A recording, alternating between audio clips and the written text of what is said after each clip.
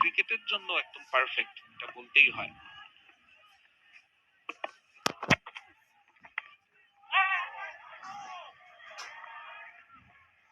Run পাবেন ব্যাটসম্যানরা, যেভাবে চলে যায়।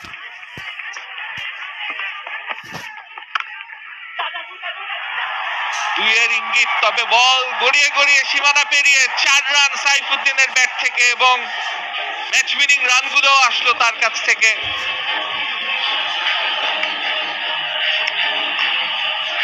একই সঙ্গে কোয়াব অদম্য, তারা 3 উইকেটে হারিয়ে দিল মেহেদী হাসান মিরাজের নেতৃত্বাধীন কোয়াব অদম্য। তারা হারিয়ে দিল কোয়াব অপরাজেয়কে, যে দলটি নেতৃত্বে ছিলেন নাজমুল হোসেন শান্ত।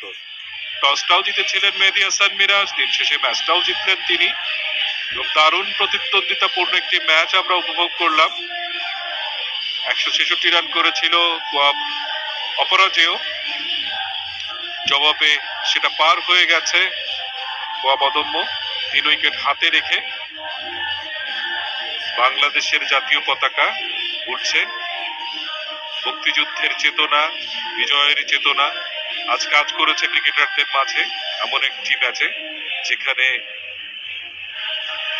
বাংলা ভাষায় দুটি অসাধারণ শব্দ অদম্য এবং অপরাজেয়, দুটি শব্দকে ধারণ করে দুটো দল হয়েছে। দেশের শীর্ষ 24 জন ক্রিকেটার তারা ম্যাচ খেলেছে।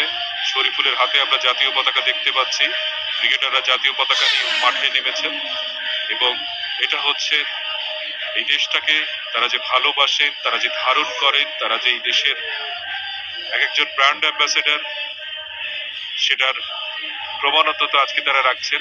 দেশের প্রতি তাদের যে কমিটমেন্ট, তাদের যে ভালোবাসা, সেটার প্রকাশ করছেন।